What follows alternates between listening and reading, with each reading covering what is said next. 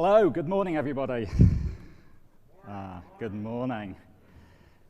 I promised to tell this story to a colleague, so I'm going to keep my promise. A couple of nights ago, I'm in Palo Alto. It's about 9 o'clock in the evening, and I'm on the phone with a friend.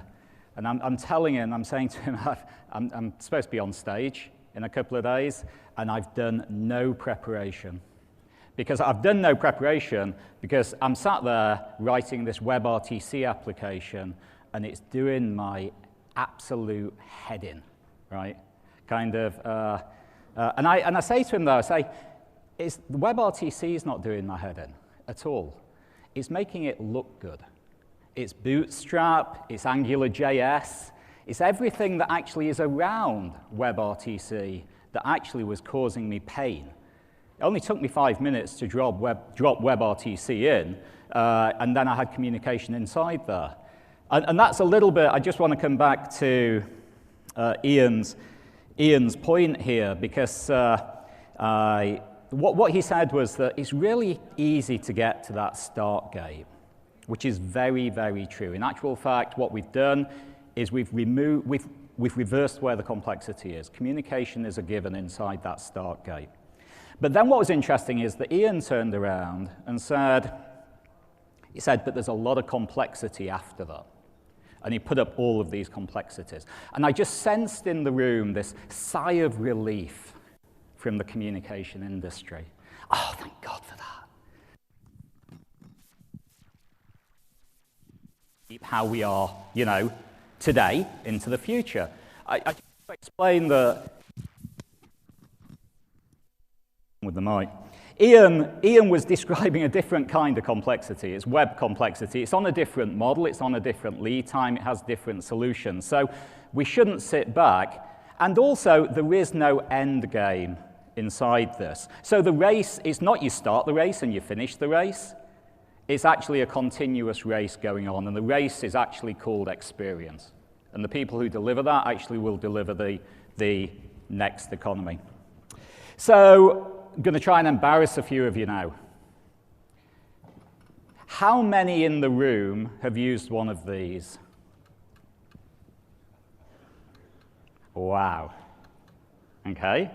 This actually weighs 25 pounds. This is a rock star of typewriters. Phil actually had to get a car to bring it over. How many of those people who had their hands up used an Olivetti Valentine typewriter? It was the rock star of typewriters. It was the most innovative. It was going to reinvent the industry. It was light. It was about 22 pounds. Came with a red box. It was red. And the box actually you could use as a seat. It was huge. Not so many typewriter companies around anymore, right? Second embarrassing question. Who here used to work for a typewriter company? Bingo, okay. JD, who's doing the AV, actually, he put this up. He said, my mum used to sell a buckload of these. Not selling so many anymore. Let's go over here. How many people have used one of these?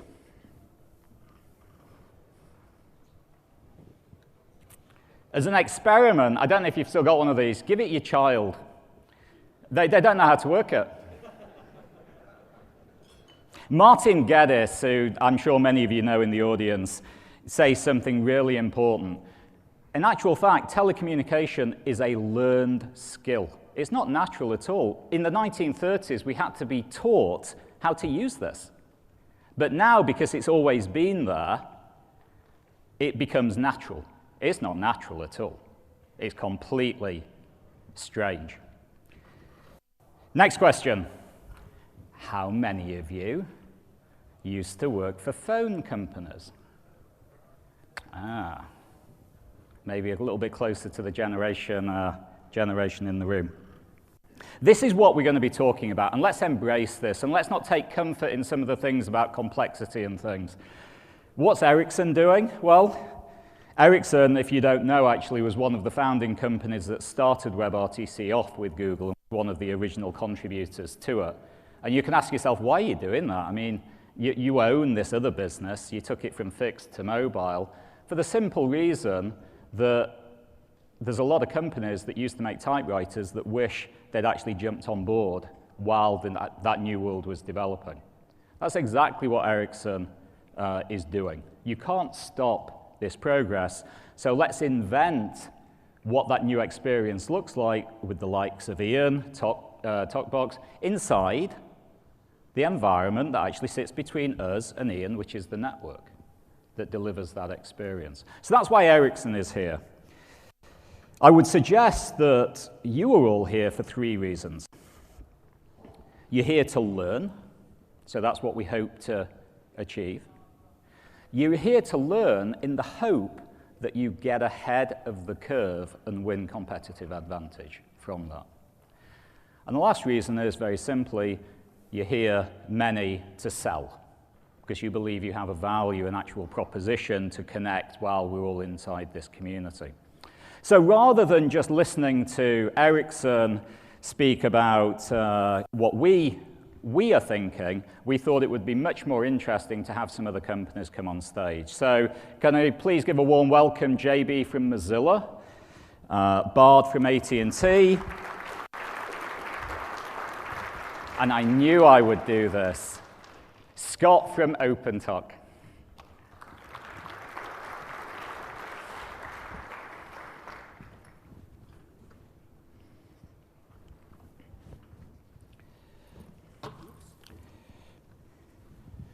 There you go, you can kind of, there you go. Now get prepared here a little bit, because what we will do, we'll have some questions here, but if there's any questions that you have that you want to ask in at the end of this, we'll actually open it up to the floor, so feel free to jump in. But let's start, we'll start with you, JB, and kind of WebRTC, Mozilla, explain why it's important and what it's going to change. Good morning, everybody. So I'll go with JB. My real name is Jean-Baptiste, but nobody can pronounce it right, so I just go with JB. And my last name is even more complicated, so JB will do fine.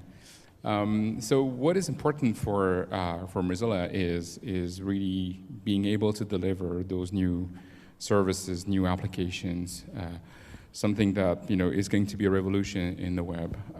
And the reason why we do WebRTC is really because we feel like there is an opportunity to create a new dimension in the way people experience the web. And this applies both ways. It applies, first of all, on the innovation of how websites, how new applications, how new services can be developed, and what Ian demonstrated this morning, for example, by pushing some content from the service center is a very interesting opportunity to create larger and richer experience. But also, on the other hand, I think this is a tremendous opportunity for bridging the telecom world to the web. Something that, maybe a bit provocatively, I would say, telecoms industry has been totally irrelevant on the web so far. So that's a great opportunity for this industry to come and generate new services for operators. So we're excited that we not only enhance the web, but also welcome a new set of partners, service providers in particular, to the web experience. Perfect. Bard? Hi, Bard Roselle. I work with AT&T. My compelling interest as a technologist is to explore the capabilities here and to expose that set of capabilities that AT&T brings to the table so that third-party developers, be they in consumer or enterprise, can build compelling new applications. The interesting part is that there's intelligence embedded in the network, intelligence when two entities communicate. So if we can take that and apply scale to it, then that intelligence reaches out to the very ends of the network. And now with WebRTC, that intelligence reaches out to billions and billions of endpoints that heretofore were not there. So that's terribly exciting. And the emergence of new capabilities with lots and lots of developers being able to explore this technology is very exciting. And that's some of the work that we've been doing. Yeah. Great, I'm Scott from TalkBox. Welcome, everyone. WebRTC was something that the leadership team at TalkBox embraced very early on, as Ian said. And we view it as a way to achieve a new level of ubiquity for face-to-face communications. not just in a one-to-one model, but in a way that makes meaningful benefit happen for businesses and enterprises of all sizes. So that's what we're into. And I'm going to stick with you a little bit here, Scott, because you've got an interesting background, because you've only been in TalkBox a few days. So let's go personal. Not too personal, but yes. Yeah, let's not talk about last night, because I know what you were doing last night. Let's talk about your personal journey. Why did you join TalkBox? Where did you come from? What do you think's going on from that aspect? That's a good question. So I think, so my personal background is that I come from the enterprise video conferencing space. We ran a little startup that was acquired by Logitech, which then folded it into a division that they purchased subsequently called Life Science Communications. Great people, great vision, but I came to believe that the entire space of traditional video conferencing for the enterprise was under pressure from new technologies, most specifically WebRTC. And I wanted to find a new path with a new team that was specifically going to plumb the opportunities that WebRTC uniquely enables. And I think as the standard becomes formalized and the technology platforms become adopted, that there will be enormous opportunities for innovators and entrepreneurs to create new solutions around the base technology. And that's what really excited me about this new change in my career. Perfect. So let's move on and let's talk about what we think are the new business areas first that actually kind of are going to lead to that first wave of kind of change. And we can start again. Everyone's passing it down to you, JB. So let's start with you. What businesses is this going to hit first? Where would you advise people in the audience to be looking, in terms of capturing new market, and what does it look like? So I think there are many new businesses that can be created, of course, and I think we probably won't have enough of this conference to enumerate all of them. But to name a few, I guess there are, like I said in the introduction, a tremendous set of opportunities for operators, service providers to accompany the user through his or her browsing session. There are, I consider browsers a distribution channel for services. And to that extent, that's a way for operators in particular and service providers in general to expose their services and offer them, to enhance the browsing experience. There's also, outside of this traditional business, I guess, that combines voice and data is probably something that we'll be talking about next 2 days, that channel in particular. There's also a fundamental set of possible changes that can happen in the peer-to-peer way of handling things, distributed services in general. And I can probably foresee, maybe we'll meet next year and say I was completely wrong, but I can see that there will be a lot of new entrants in this market offering distributed services that will change the way people consume data, video, whatever. Todd? So one way to think about it is, what business would it not affect? Yep. I mean, what business is immune or would not take advantage of such a technology? So clearly there's some obvious ones like healthcare and education, and I personally have played in some of those places. But it seems to me that any business that has a computer or any business that has a phone, and most businesses have both, then become ripe for the integration of that technology from the telecommunications point of view and from the web point of view, and then things happen and emerge out of that you wouldn't expect. So the exciting part, I think, for us and for all of us is that emergence of new unforeseen properties that come when you combine communications and data in that way. And I think it's just the beginning. And that's maybe a great segue. So we always speak about kind of communications is a bit linear. We're in a very replacement mode for efficiency, cost cutting. But Scott, greenfield opportunities. Speak a little bit what you see there. Yeah, I think that's very exciting when you think about new businesses that have not really yet been able to become unlocked with the existing technologies.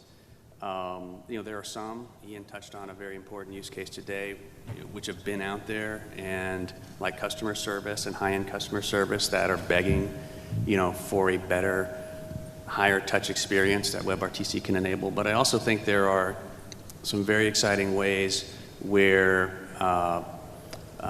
brands, very powerful brands, can be reinforced and can engage their customers and their fan base in ways through live video communications, which just haven't been possible or at least very easy to do in the past. I also think that there are some cases where the inclusion of live communication in a web experience will sort of crack the tent open a little bit and allow some of the business models around monetization through advertising and other types of things to start to engage where they haven't been possible before. I'm just going to make a little Ericsson comment here that we were speaking, I was speaking for a blog post, and one important thing for this audience to understand especially, communications is a very, very emotional thing. And we know it's a very emotional thing because if it doesn't work, then it physically hurts. And it physically hurts on the private side if you're trying to tell somebody you love them and they can't hear you. It hurts on the business side if you can't close your $1 million transaction. And that's the opportunity from the actual network service provider point of view, is to engineer these things so that it will work when it's needed to work. And at that point, you do two things. One is you actually enable the experience above, and at the same time, people will want to use you because you're going to actually guarantee that experience to a much greater degree. So let's talk money then. Is the economy stupid? Kind of like more money, less money? It's always you first. We'll start this end, Scott. You're then kind of, otherwise you'll be drinking heavily tonight. Yeah, I think the common wisdom is that there'll be less money, or that there are companies out there which have been successful in the past who will be making less money. I'm not sure that's true. I don't think we know that for sure at this point. I think the ones that will be successful will be companies that recognize that this is a standard which, as Ian Small says, this is a standard that's emerging at internet speed for the first time, and if they embrace and begin to look for ways to innovate and create businesses on top of the base platform which add value, real value, to commercial enterprises, then there'll be a lot of money to be made for a lot of people. I think those that say, well, we'll just be disruptive for disruptive sake, and the money will come. We'll have a long road ahead of them because, as was pointed out in one of the early introductory speeches, voice and video on the internet is pretty much free now. So you could disrupt free with easier free, but nobody's going to make any money. Any more comments? So I'm not a business person, but it seems to me again that we may not know the answer to that question because there is so many things that are potential to come out that you can imagine lots and lots of businesses just exploding due to the technology. So ideas that we haven't had, and Jeff and I have been at a couple of hackathons in the last couple of months, and when you see folks get to play with this technology, with the integration of communications and intelligence and the data on the web, amazing things happen that you would not have predicted. And you can imagine that lots of businesses would be formed just from those seminal ideas that keep popping up. So if all of us are providing infrastructure to developers to use to build very creative things, then everybody profits. So the rising tide lifts all boats in that sense, right? Lots of new little businesses with new ideas, but those little businesses are based on technology that we all provide. That's a compelling view that I think everybody wins. Talking about money for a non-profit organization is always a bit complicated. So let me push yeah, back. but you're not, on- I mean, you know, non-profit, right? I mean, you signed some pretty interesting deals as a non-profit company. No, I guess the money is less for Mozilla than for the whole ecosystem. So I think that because of this potential of creating new businesses, because of this potential of reaching out to new markets, in particular the desktop, and also enriching mobile experience, you know, there's a ton of opportunity and value creation that can be tapped into. So yeah, the future's bright, as you know, someone said, you know, 20 years ago. Any questions in the audience? Anyone want to ask anything? Yep, we can, in fact, here you go. No, I'm loud enough, don't bother. So my first question is taking up the idea from Talkbox that we're back to internet time. Exactly what kind of phases do we expect to see in the rollouts of WebRTC? I'd like to hear everybody's viewpoint of that. So, you know, with Mozilla and Google, we've got a lot market share of browsers out there already. In theory, we could have a lot of advancement very quickly. I'd like to hear what people think is going to happen first and keep going down. To apologize, you were probably not loud enough for me. So the question was, so let me repeat the question. The market penetration is going up. We've got Mozilla, we've got Google. What are those? And it's working at internet speed. What's going to happen next? What are the phases that we see rolling out, kind of, as this develops as we go forward? Okay, so as far as desktop is concerned, I mean, you now have, you know, two major players that represents probably maybe somewhere close to half the market, you know, already supporting WebRTC. So that's a good momentum. There are a few things that need to be fixed in the browser: efficiency, support of, improved data channel, for example, and, faster connection, those things. I think mobile is probably the next frontier. How do we enable WebRTC in the mobile, and what's the value proposition, for users for WebRTC in the mobile space? What's the value proposition for operators to push this to users? So, are we going to see more OTT players, built internally, as we saw with Telefonica and others, or are we just going to take the merging of RCS and WebRTC combined, deliver a richer mobile experience? There's, I guess, mobile is probably the next frontier for WebRTC.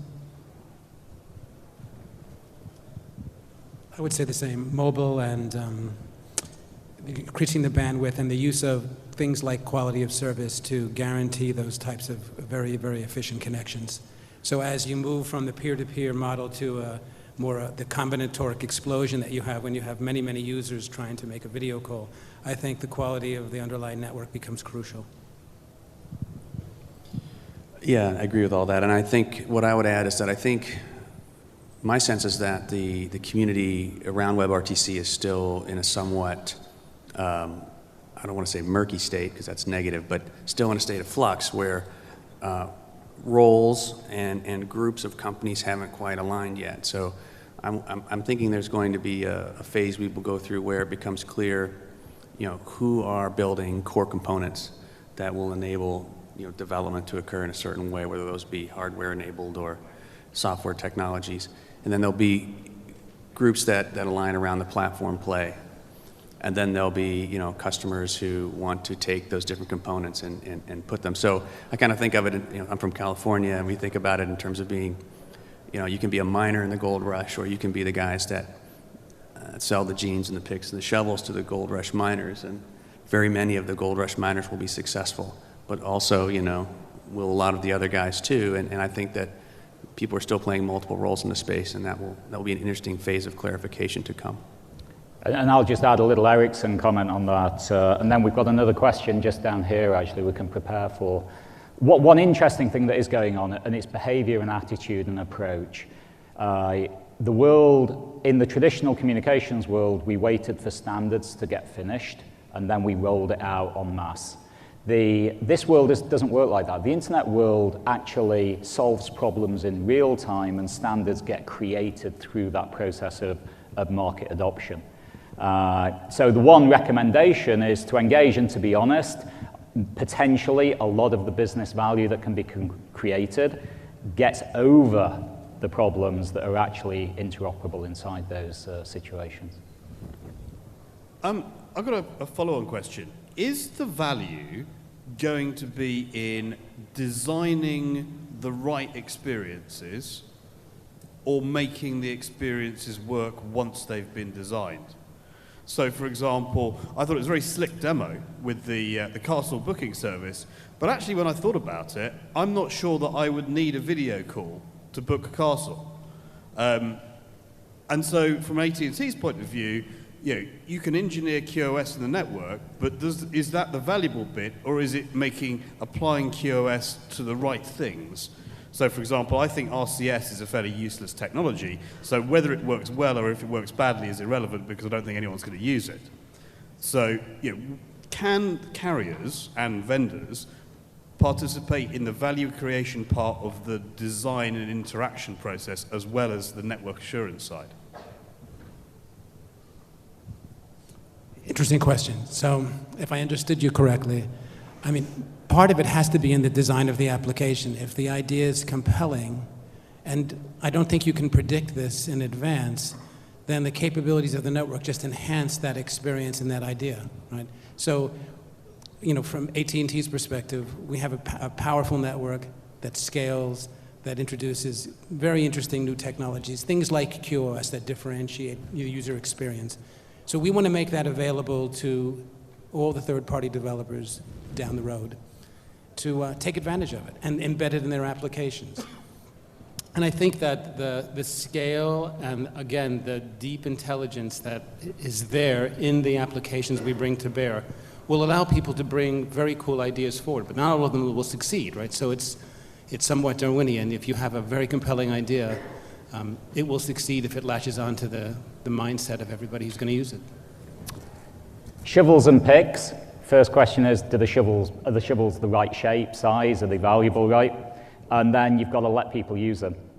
You can't, lock them away somewhere and ask for a tax ID before someone can actually see if it's the right shovel. Exactly. It's somewhat iterative, right? The technology will follow the compelling ideas, which will follow the technology, and both will influence each other down the road. So last question, running out of time. We'll quickly go down. We won't go into companies. So when I sit in the foundry with AT&T, what's interesting is it's not actually about companies. It's about attitude and approach. So last question.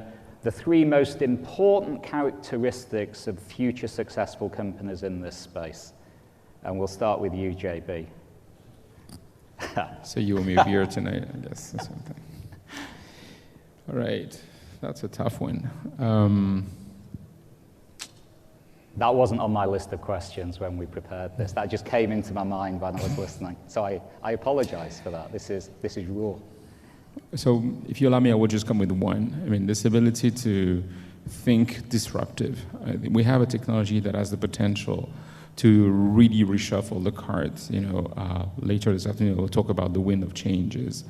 I think if we, as an industry, are able to think out of the box, redefine the model, offer new options to users that go beyond voice and video, there's room for everybody, and there's an opportunity for us, to reshape the way the web is consumed on the desktop, on the mobile, and possibly on any other appliances, as we will see this, probably anytime soon. Innovation. The ability to generate new ideas very quickly, to allow them to grow from seedlings into big trees. I think that's a key thing. And when we do these hackathons and when we're looking at developers coming up with creative ideas, you can see that if you bring that into the mainstream, into the enterprise, then there will be more and more ability for lots and lots of little acorns to grow into oaks. So the more acorns there are, the more oaks there might be down the road. Everyone should have a foundry, right? It's job security for life. I agree with those. I think also make sure you're focused on solving a real problem that matters to businesses that can be monetized in some way. And that can be done through building a better shovel or a better pick, or it can be done by working with those great tools to build out unique experiences for businesses. But at the end of the day, companies that understand what role they play in the ecosystem and focus on a real problem very precisely will win. So I sit in Silicon Valley, which is a very interesting place to sit. And I'm just building on that point, I speak to a lot of VCs, and the one question that they always ask when anybody comes up to them is, what is the big problem you're solving? What's the big problem you're solving? If that big problem doesn't exist, it's probably a cheaper video widget or something else, right? And kind of like, so there's a very important message in that, I think, that's at least resonating in the Valley. So I'd like to say thank you to JB, Bard, Scott. We'll be hanging around. You know them now, so ask them the more interesting questions in private. Thank you very much.